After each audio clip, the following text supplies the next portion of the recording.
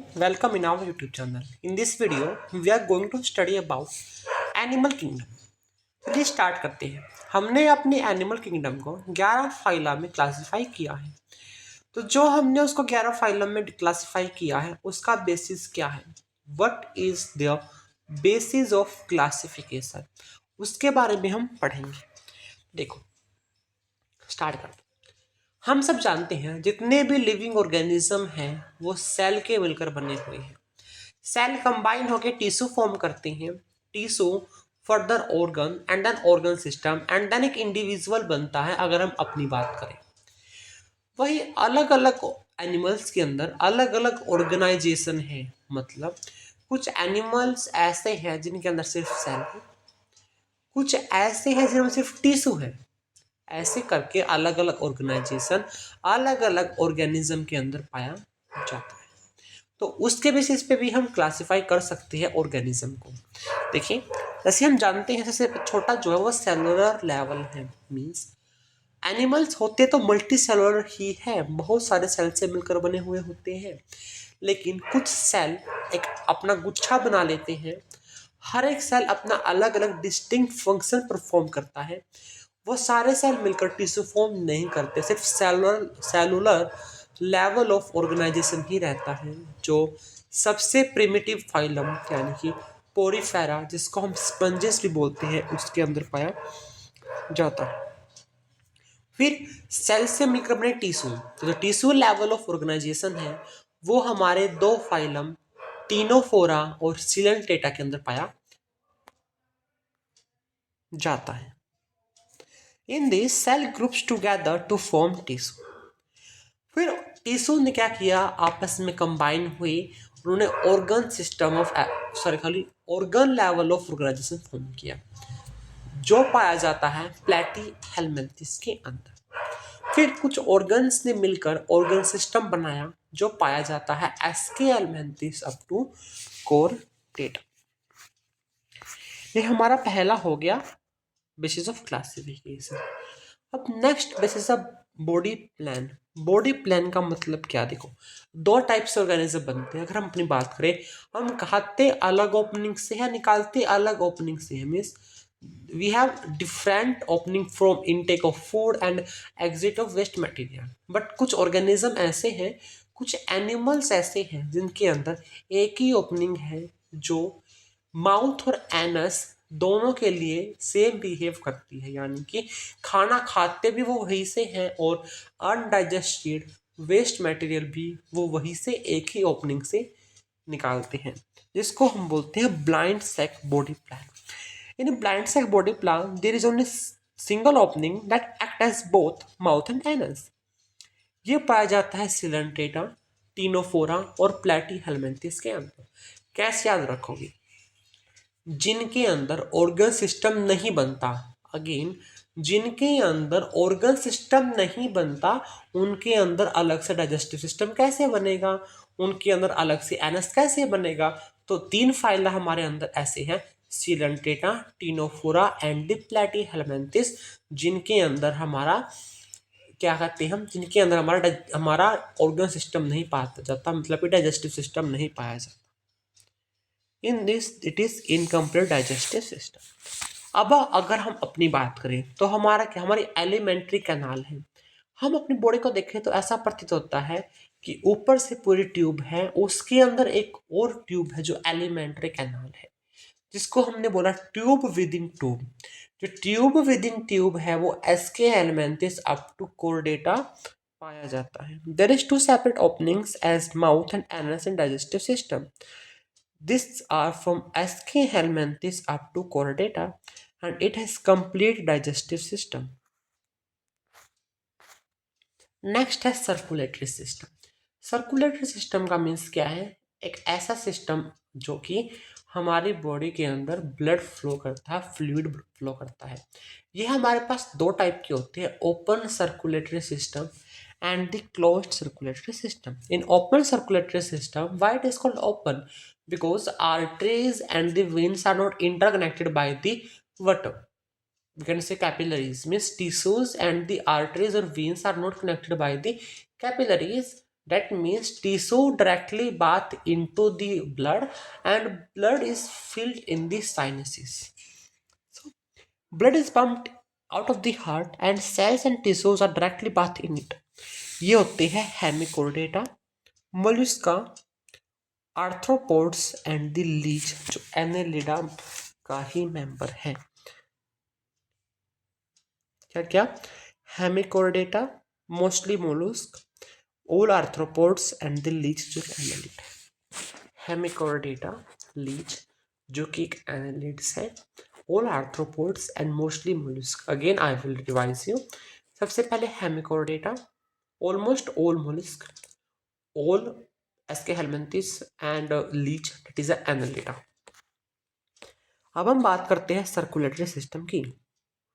Blood is circulated through a series of blood vessels of varying diameter, means artery, veins and the capillaries, and that these our basically say जो हमारे organs हैं वो directly बात नहीं करते हैं inside blood. इसके अंदर आता है कोर्डेटा जो हमारा मेंबर पूरा हमारा फाइल है, मोस्टली एनालिड्स जैसे आर्थो, सिफेलोपोडा जो कि मोलस्का की ही एक क्लास है जो कि है ऑक्टोपस। सिर्फ क्या समझ में आया देखो, अगर ओपन की बात करें तो open Hemichordata, most of this mollusc और ऑल आर्थ्रोपोड्स और लीच मीन्स एनालिडा के अंदर था। वहीं पे अगर मैं बात करूँ क्लोज्ड की तो कोर्डेटा हम सिफेलोपोड जो कि मोलस्क की क्लास है इसमें ऑक्टोपस आता है और मोस्ट एनालिड्स है। अब नेक्स्ट है, अब जो नेक्स्ट बेसिस ऑफ क्लासिफिकेशन है वो है सिमेट्री। तो सिमेट्री का मतलब क्या है? जब हम किसी भी ऑर्गेनिज्म को, किसी भी सब्सटेंस को इक्वल हाफ्स में डिवाइड कर पाते हैं उसको हम बोलते हैं सिमेट्री। तो सिमेट्री के बेसिस पे हमारे पास तीन टाइप के ऑर्गेनिज्म हैं, asymmetrical, radial and the bilateral. जैसे नाम से सजेस्ट हो रहा है एसिमेट्रिकल मीन्स जिसके अंदर सिमेट्री नहीं है, जिसके अंदर सिमेट्री एब्सेंट है उसको हम बोलेंगे asymmetrical। In this we have most of the porifera and in this any plane passing through the body does not divide the body into equal halves, उसको हम बोलेंगे asymmetrical। Next one is radial. Radial भी एक type की symmetry ही है जिसमें हम organism को किसी भी प्लेन से डिवाइड करेंगे हमें टू इक्वल हाफ्स मिल जाएंगे, उसको हम बोलेंगे radial symmetry. Any plane passing through centre divides body into two equal parts. Third one is bilateral. Bi means दो, ऐसे हमें क्या मिल बोला कि सिर्फ दो ही बराबर हिस्से हमें मिल सकते हैं। इट मीन्स जब हम ऑर्गेनिज्म की बॉडी से सिर्फ एक ही प्लेन पास करेंगे तो हमें तब ही उसी केस में टू इक्वल हाफ्स मिलेंगे जिसको बोलते हैं बायलेटरल सिमेट्री, जो कि प्लैटीहेलमिंथिस अप टू कोर्डेटा हमें देखने को मिलती है। वहीं पे जो रेडियल सिमेट्री है वो हमें सिलेंट्रेटा, टीनोफोरा और अकाइनोडर्मेटा के अडल्ट में देखने को मिलती है और वहां पर larva of the Echinodermata. Again तीनों का एग्जांपल एक बार फिर दिखाता हूँ आपको। एसिमेट्रिकल में मोस्टली पोरिफेरा, रेडियल सिमेट्री में we have Coelenterata and the Ctenophora and the adult of the Echinodermata. वहीं पे जो बायलेटरल सिमेट्री है उसमें आते हैं हमारे Platyhelminthes up to Chordata and the larva of Echinodermata. अब फोर्थ हमारा बेसिस है नंबर ऑफ एम्ब्रियोनिक लेयर। हम ह्यूमन रिप्रोडक्शन चैप्टर में पढ़ते हैं। We have 3 embryonic layer, mesoderm, endoderm and the ectoderm. Means ecto, meso and the endo में ऐसे भी बोल सकते हैं। जिनके अंदर 2 लेयर पाई जाती है उनको हम बोलते हैं डिप्लोब्लास्टिक। अगेन जिनके अंदर 2 लेयर पाई जाती है उसको हम बोलते हैं डिप्लोब्लास्टिक और जिसके अंदर ये तीनों लेयर पाई जाती है उसको हम बोलते हैं ट्रिप्लोब्लास्टिक। जो डिप्लोब्लास्टिक ऑर्गेनिज्म होते हैं उनके अंदर सिर्फ 2 लेयर होती है, means ectoderm and the endoderm. बाहर वाली एक्टो, अंदर वाली एंडो और उनके बीच में मेसोडर्म नहीं होती और वहीं पर हमारे ट्रिप्लोब्लास्टिक में तीनों ही लेयर पाई जाती हैं। डिप्लोब्लास्टिक में हमारा सिलेंट्रेटा टिनोफोरा आएगा और वहीं पर ट्रिप्लोब्लास्टिक में प्लैटीहेलमिन्थेस अप टू कॉर्डेटा आ जाएंगे। यहाँ तक बात हुई। अब हमारी जब एम्ब्रियोनिक लाइफ बनती है तो हमारे पास 3 लेयर होती हैं। वहीं पे बाहर वाली जो है वो एक्टोडर्मिस होती है, अंदर वाली हमारी एंडोडर्मिस होती है, बीच में हमारी मेजोडर्म होती है। अगर हम अपनी बात करें तो बाहर की हमारी स्किन हमारी बॉडी को सराउंड कर रही है, अंदर भी एक लेयर है। लेकिन अगर हम अपने एलिमेंट्री कैनाल की बात करें, किसी अंदर कैसी कैविटी बन जाती है हमारी बॉडी के अंदर जिसको मेसोडर्म की लेयर जो है कवर करती है। चारों तरफ उसके मेसोडर्म की लेयर होती है और बीच में वो कैविटी बनती है। अगर ऐसा कुछ किसी ऑर्गेनिज्म के अंदर को देखने को मिले तो हम उसको बोलते हैं यूसिलोमेट, यानी कि उसके अंदर एक सच्चा यूसिलोमेट है जिसको हमारे मेसोडर्म में कवर किया है।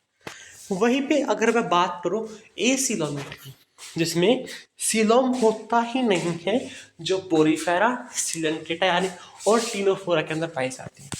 याद करने के लिए, जिसके अंदर मेसोडर्म होगी ही नहीं वो सिलोमेट कैसे बनेगा? तो पोरी, सिलेंट और टिनोफोरा आर हमारे एसिलोमेट। अब बात करते हैं स्यूडोसिलोमेट यानी कि झूठे सिलोमेट। झूठे सिलोमेट में आते हैं हमारे एस्के हेलमिन्थेस। एक तो पॉइंट रह गया, जो हमारी प्लैटीहेलमिन्थेस है वो एसिलोमेट में आती है, मतलब इसके अंदर मेसोडर्म तो होती है लेकिन वो सॉलिड होती है, वो स्प्लिट नहीं कर पाती, वो कैविटी नहीं बना पाती। वहीं पे अगर मैं बात करूं, एस्के हेलमिन्थेस भी ट्रिप्लोप्लास्टिक ऑर्गेनिज्म का एग्जांपल है। उसके अंदर मेसोडर्म है लेकिन मेसोडर्म स्प्लिट तो होती है लेकिन वो कंप्लीटली स्प्लिट नहीं हो पाती, छोटे छोटे कैविटी के पाउचेस बनाती है, एक सिलोम नहीं बनाती। आप ट्रू में जो बच गए और एनिलेट अप टू कॉर्डेटा। 6th जो बेसिस है वो है सेगमेंटेशन, उसको ही हम बोलते हैं मेटामेराइजेशन और उसको ही हम बोलते हैं metamerism.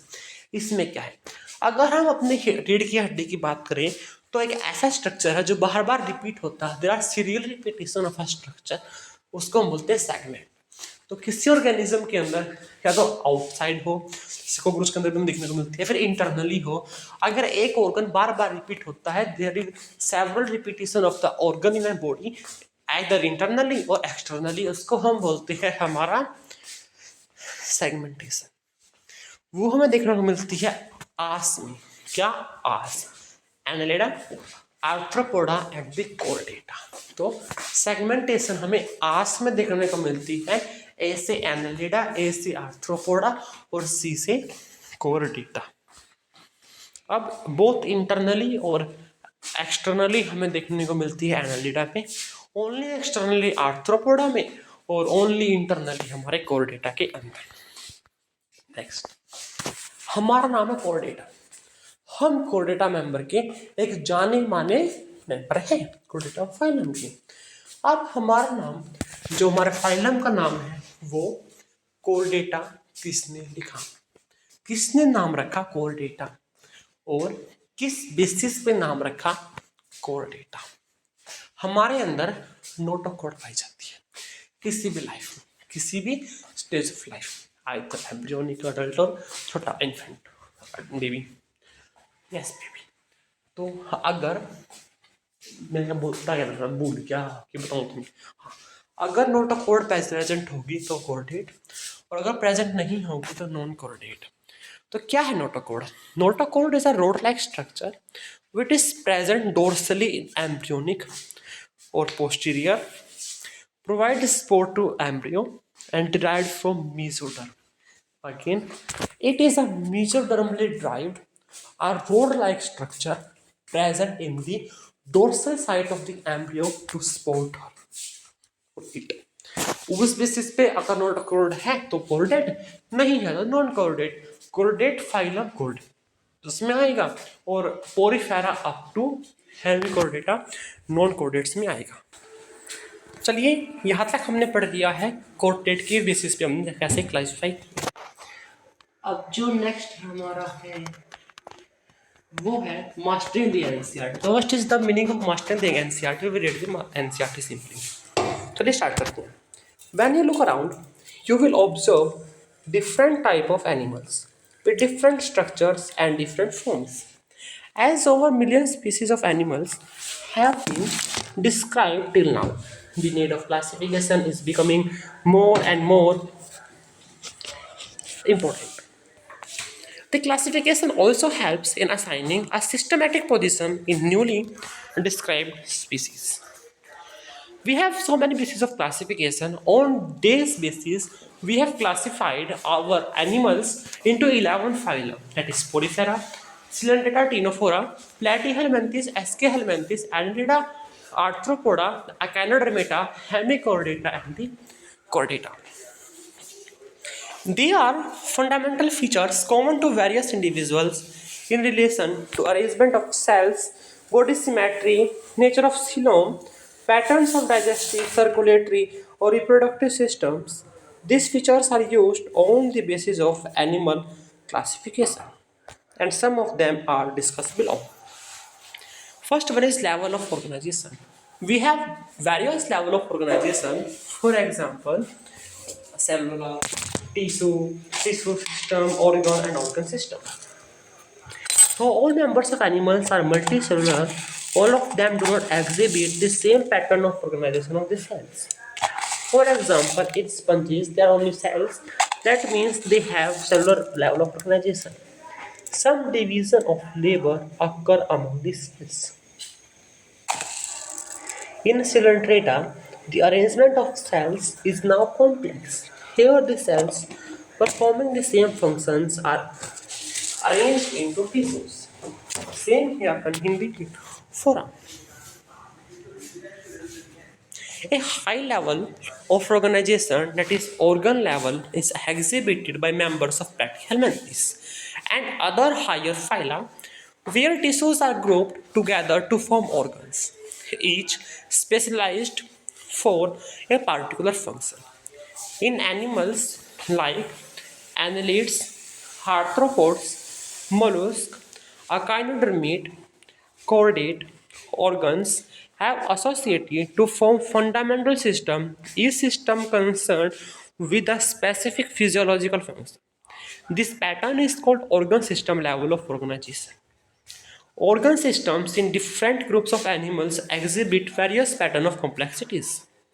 For example, the digestive system in Platyhelminthes has only a single opening to the outside of the body that serves as both mouth and anus, means blind sac body plan, and is hence called incomplete. A complete digestive system has two openings, mouth and anus, means tube within tube. Similarly, the circulatory system are of two types, open and the closed. In open type, in which blood is pumped out of the heart.